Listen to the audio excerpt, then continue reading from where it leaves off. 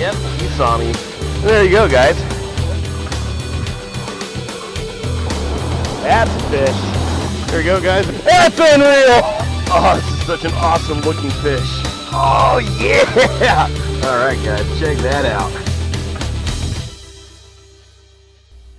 What is up, everyone? Scott the TroutHammer here. So this is going to be a completely different format of video than ones I normally do. You guys can't see my face.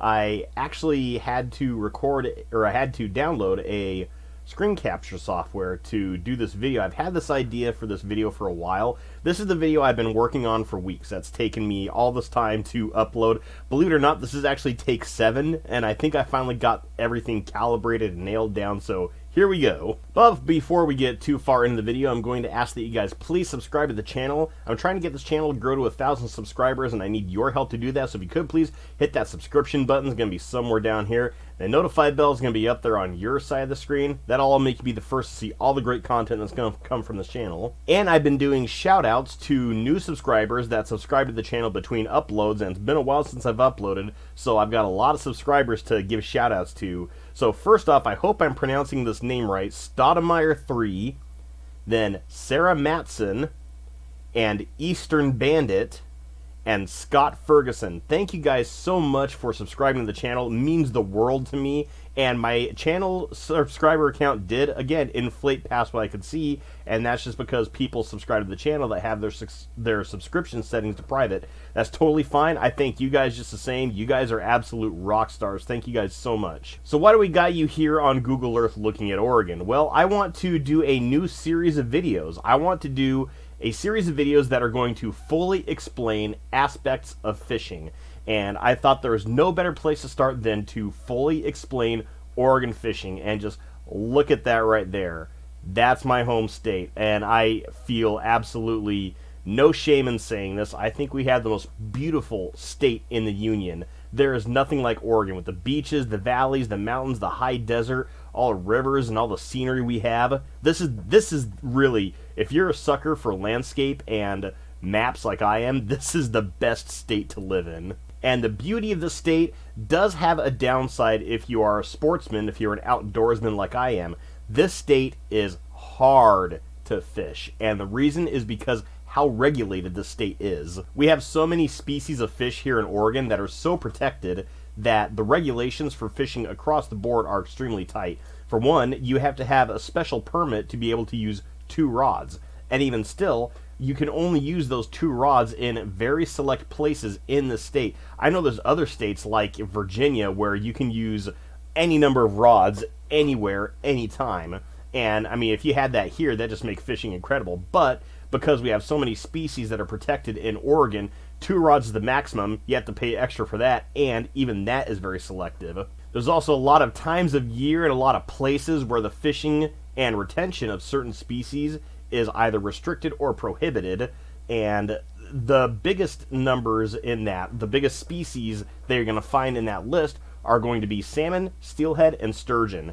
Those are probably the 3 biggest draws to Oregon fishing. You know, when you think of Oregon, you don't think of Bass State. People leave Oregon to fish bass. You know, you think of Bass State, you think of someplace like, you know, California, Texas, Florida, any of those places. People go there to fish for bass. People come here to fish for salmon, steelhead, and sturgeon. But you probably didn't know some other fishing opportunities that are available in the state, and that's one of the things I want to talk about in this video. So first thing I want to talk about is obviously going to be our salmon and our steelhead runs, and that's the thing that really brings people from not just across the country, but across the world to come fish Oregon. You know, even Washington for that matter. You know, a lot of the summer steelhead runs and winter steelhead runs and the summer and winter runs of salmon affect Washington the same way they affect Oregon, and I'm going to get into that when I explain how these runs work. But since we're almost in the summer, well, we're pretty much in the summer if Oregon decides to actually turn over in its weather, but the summer run for salmon actually starts sometime in the early spring, mid-spring. That's when salmon start coming into the coastal rivers. There's some rivers that get the summer run of salmon and steelhead. I know, like the Umpqua, the Tillamook rivers, you know, ones like that. But the bulk of our salmon and steelhead run comes from the Columbia River. And, I mean, the mouth of this river is huge. I mean, this, if you guys have ever been to Astoria, this right here, this line right here, that's a bridge that goes from Astoria to Washington. It's a 4.5-mile long bridge. It's a really fun bridge to drive on. But that's where the bulk of our salmon and our steelhead runs begin in the summer, and they come down the Columbia River and they go into the Willamette River and the Willamette River Basin. And you know, there's many rivers they'll go through, like the Clackamas River up here, the Santiam River down here, and down to the McKenzie River down here. But also they'll continue along the Columbia River and go down like Sandy River, Hood River, Deschutes, John Day, and then across the Snake River. And the Snake River, that's how the Idaho gets their salmon run, from the Snake River. So I mean, kind of sorry, Idaho, you guys pretty much get the leftovers of what we leave you over here. But anyway, so the salmon start coming in sometime around mid-March, or early March, mid-March. That's really the first time you'll see them start coming in with the springers, and they'll make their way to their spawning grounds. And once they hit those spawning grounds in the late summer, that's when salmon fishing becomes prohibited, and that's where they are protected to spawn unperturbed. And what sucks with that is the salmon that come in, the female salmon, they're 5-year-old salmon, and after those salmon spawn, they die. The female salmon pass away. The male salmons are the ones that get back out into the ocean and continue on life. Those big giant salmons that you hear about, and some of the like state record salmons, those are the males. Like, I think the state record salmon, the Chinook, got caught somewhere in the Umpqua, and it was like 80-something pounds, and the state record coho was caught in the down here, the Slit-Coos Lake, and that was somewhere around 80 pounds also. And the steelhead, they follow in behind the salmon, and they come in to eat the roe of the salmon as they spawn. That's, you know, where they just come in for those opportune meals. But the steelhead, they follow in behind the salmon in the summer, the Chinook salmon mostly, and mostly the coho salmon in the winter in the same areas that get those runs. The steelhead follow them, and in Oregon, winter steelhead is actually protected. Summer steelhead is the steelhead that you can catch and keep, but winter steelhead, if it's a native, completely illegal to keep. They're actually considered an endangered species. And then the winter salmon and steelhead runs sort of work the same way, but there's some rivers that get the winter run on the coast that don't get a summer run. So like the Alsea, the Siuslaw. You know, some rivers on the coast get the coast run of coho, and then the winter steelhead that come in behind them. And there are some Chinook that come in the winter run also. But again, the bulk of our winter run of salmon comes down the Columbia. And the bulk of the winter run of salmon and steelhead actually go two places. As soon as they get here to the Clackamas River, that's where a lot of the coho salmon go, and a lot of the winter steelhead. Also the Sandy River up here. And then also down in the southern Willamette Valley east of Eugene, that's where you're going to find a lot of the winter coho and winter steelhead. The McKenzie River is a great steelhead fishery. But you will see those winter runs still make their way through to eastern Oregon, like the Deschutes, the John Day, the Snake River, places like that. And a steelhead, if you guys don't know that, a steelhead is just a trout that makes its way out into the ocean. I mean, you look at this. I mean, figure a place like I'll just say the North Santiam up here. Figure a place like the North Santiam River. That's this blue line here. They'll stock salmon, or they'll stock trout in this part of the river, and they'll make their way all the way down to the Willamette, all the way through the Willamette, survive the Willamette, and then make their way out to the Columbia, survive the Columbia, and then make their way out into the ocean. And that's where they start to go through the process of transition in turning into a salmon, their native species. And I mean, because trout and salmon are completely alike. They're same species. They're salmonoids. They have virtually identical anatomy, virtually identical patterns, and the steelhead are the trout that get out into the ocean, become salmon, and then come back in. It's one of the reasons why I revere the steelhead so much. It's my favorite fish because they are the hardest fighting, hardest to catch, hardest to land fish I've ever encountered, and they are so smart and so able to survive based on the journey they take in their life. So that kind of lets me segue into another thing that makes Oregon a great state, is our trout stocking program. So the ODFW has an amazing program with keeping Oregon stocked with trout. And not just, I mean, there are plenty of places where you can find native trout in pretty much any stream and any river in Oregon, but the stocking is really what helps keep Oregon's fish population so high, and also those stock trout, a lot of them end up becoming steelhead, and they stock pretty much any urban place. I mean, you pretty much zoom in on any body of water, practically guarantee they stock it with trout. So some really popular trout locations. Probably the most popular one in the Mid-Valley Coast where I live. You know, here's where I live, here in Albany. But probably the most popular trout location in the Mid-Valley is going to be E.E. Wilson, which is up here next to Adair. But I mean, they put tens of thousands of trout in places like Foster, places like Green Peter, Detroit Lake up here. But besides that, there are plenty of places where you can find native trout, and I mean gigantic native trout. If you're an intrepid explorer and you like going on hikes, there are countless lakes in the Cascades, and any one of these lakes, you are guaranteed to find gigantic, absolutely gigantic trout in. But I mean, even in the Coast Range also, there's plenty of lakes and ponds that are absolutely full of native trout. You know, here's one I keep getting told to fish, Thistle Pond, and you know, I keep getting told to fish that for trout. It's not really high on my priority list. I think I've established enough of a reputation as the TroutHammer. I don't have to go fish that place to, you know, further my reputation. So besides trout, salmon, steelhead, and you know, even sturgeon are going to be pretty much anywhere in the Columbia River network. So any river that connects to the Columbia is going to have sturgeon. Also going to have walleye. We have great walleye fishing in the Columbia River area and in downtown Portland, south of, or below the falls. Plenty of walleye in this river too. And the conditions in this place, I know plenty of people who guide for fishing that say the world record walleye is bound to be caught out of the Columbia. The conditions are just great for it. There's a large enough population. They've been thriving long enough too.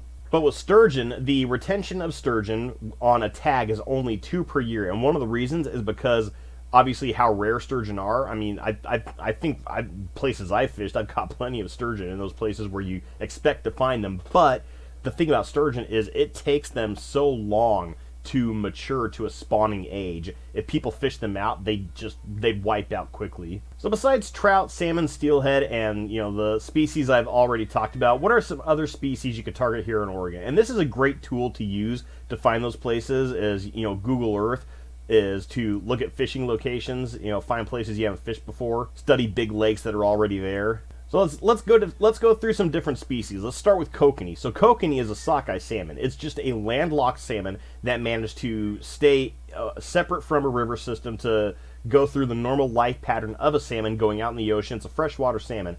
And I mean, that is something we are absolutely stock full of here in Oregon. I mean, Detroit Lake, Timothy Lake here by Mount Hood, Paulina Lake here inside of the Newberry volcano crater. You know, a lot of these big lakes you're going to find kokanee in, but some places that are really good for kokanee, there are gigantic kokanee in Detroit, but here's the place you want to go to for kokanee. Green Peter Reservoir. So this place, the kokanee have such a strong, thriving, sustained population that I think in 2016, if I remember correctly, the limit for kokanee retention was raised to 25 a day. I mean, there's just so many kokanee salmon in this body of water. And you're bound to find crappie in any of these big lakes, and you know, any of these high mountain lakes, you're going to find plenty of crappie, like over in Big Lake, Clear Lake. But also a lot of urban lakes have a really healthy population of crappie too, so don't be afraid to check out some of these urban lakes and ponds to fish for crappie. The reason I brought us up here is because I'm going to zoom in on this location here in a second. Bass fishing. Everyone wants to talk about bass fishing, and I love bass fishing. It's probably the most readily available game fish in the United States, but Oregon definitely is not a bass state. If you catch anything over 5-6 pounds, you caught a giant. Every once in a while you're going to find that rare monster double-digit bass, but those are very rare. But if you want to go someplace where you're going to, you know, be able to catch a lot of decent bass, that's going to be places like Henry Hagg Lake right here.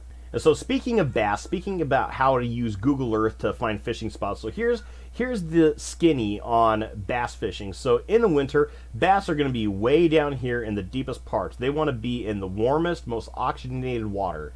And once we hit that transition of the season where water starts to warm up, starts to clear up, that's when the bass are going to come out to these main lake points. So places like this, they're going to stage in those areas, those transition points, and they're going to feed up, getting ready for the spawn. And once that spawn actually begins, they're going to go back into the secondary lake points, back behind the main lake points, here in these creek mouths and these river channels, things like that. And that's where they're going to follow the bait fish into spawn. Now, a word on bait fish.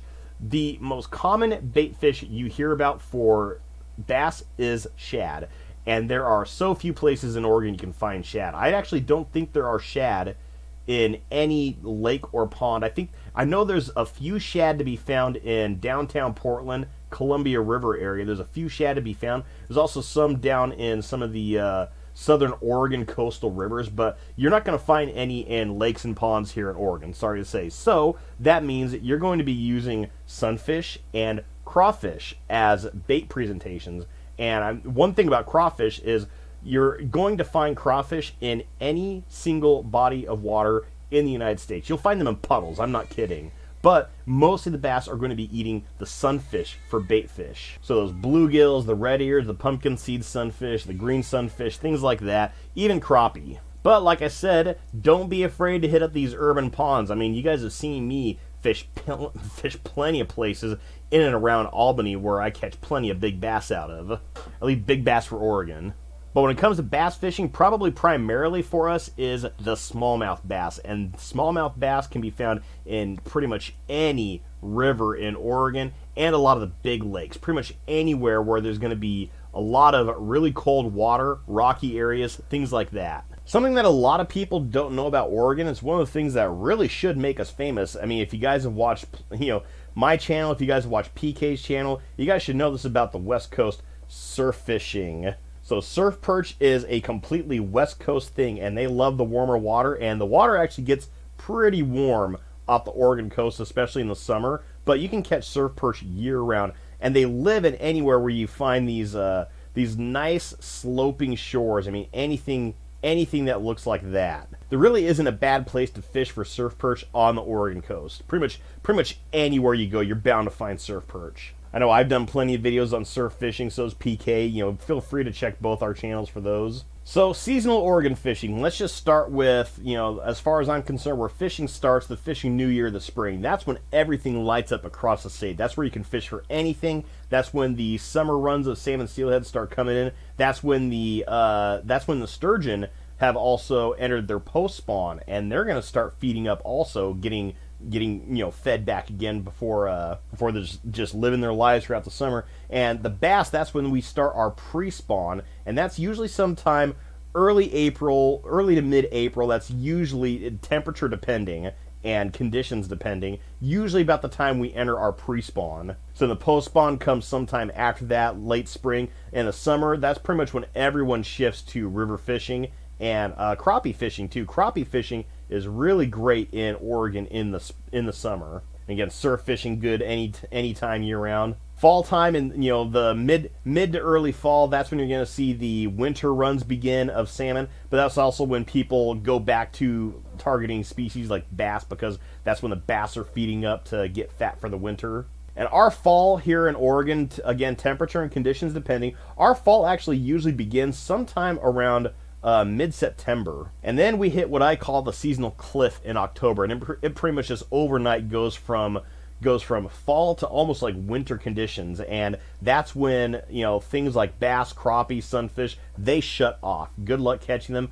unless you're a really experienced and really skilled angler and you know how to fish for those species in the winter. In the big lakes, you can catch a lot of the crappie in the winter also. A lot of the crappie fishing in the big lakes is just fine. Same with perch, yellow perch. But here in the wintertime, that's pretty much when everyone transitions specifically to salmon, steelhead, and sturgeon. And then we ride out through the new year, and the cycle begins all over around next March. So here's some issues with Oregon fishing, and here's some things that I talk about as a recommendation. We have a terrible epidemic here in Oregon, and you guys should know about it already. If you guys don't know about it, it's the pike minnow population. Pike minnow are invasive species. They are a nuisance fish. They're not native to the area, and they are such a problem. They eat so many salmon and steelhead fry, and the population of pike minnow is so bad that there are actually bounties on the fish. Up here in Portland and in the Columbia River area, there are people that will live along the river, like in a camper or on a tent. They will live along the river, and they have specialized gear, specialized tactics, and they will day in, day out, sunrise to sunset, fish for pike minnow. And the bounty is so high, they can in 4 months make 2 years worth of wages just doing that. You know, pike minnow is the only species where if you guys catch it, I'd beg of you to kill it, get rid of it, get it out of the system. They make great crab bait, and it's free crab bait. Another big problem we have here in Oregon, we have this epidemic, this problem of sea lions that live right here below the Oregon Falls, because this is the choke point for salmon and steelhead to come into the Willamette area, and the sea lions, they're smart. They know that. They know all the salmon are coming here. They pretty much just camp out here and wait for them to come. And they don't even eat the whole fish. They just eat the belly and leave the rest to float down river and rot. But, I mean, it's such a problem that, I mean, this is how bad it is. So here, right here, is the falls here in Oregon City. They will, the ODFW and the sheriffs, they will come in here and they will catch sea lions, tag them, and take them all the way down to a southern Oregon river. I mean, they'll take them down to like the Rogue River down in southern Oregon. In 2 days, maybe even 1 day, that same salmon will be, or that same sea lion will be back in the same spot, sniping out salmon and steelhead that come through here. I mean, it's getting bad enough that there are actual committees, political committees, that have been put in place to try to do something about the sea lion population. It's pretty much going to come to a point where people are going to bring rifles out on their boats and just try to get rid of the problems themselves. I've actually heard stories of people, fishermen, watching salmon get put back into the water, and everyone just sighs. Everyone moans and groans, and just a chorus of moans and groans on the river that there's another sea lion back in the system. So yeah, that's pretty much what I want to talk about in this video. It's gonna, completely different style video from what I normally do. Normally you guys can see my face, see how animated I am with my hands. So I got this one hand here that I can be really animated with. Whee! Anyway, let me know what you guys thought down in the comments below. If you guys have lived in Oregon for longer than I have, I mean, I'm 34 years old. I've fished Oregon a lot, but if you guys have lived here longer than I have, and you guys have any tips and any things that you want to share, you want to add to this, please feel free to leave those in the comments below. And again, I'm trying to get this channel to grow to 1,000 subscribers, and I need your help to do that. So if you could, please hit that subscribe button over here, notify bell up there, so you can be the first to see all the great content that's going to come from this channel. And if you don't have your subscription settings on private, you'll get a shout out in my next video that I upload. I'm going to do more videos like this, but they're not going to be Google Earth videos. I mean, some might be Google Earth videos, but they're going to be mostly videos just trying to fully explain certain aspects of fishing. And this is the one I want to start with, my favorite thing in the state I live in. Other than that, thank you guys so much for watching, and I wish I could turn this hand into a hang 10, my signature, but thank you guys so much for watching, and as always, tips up, tight lines, and have fun fishing.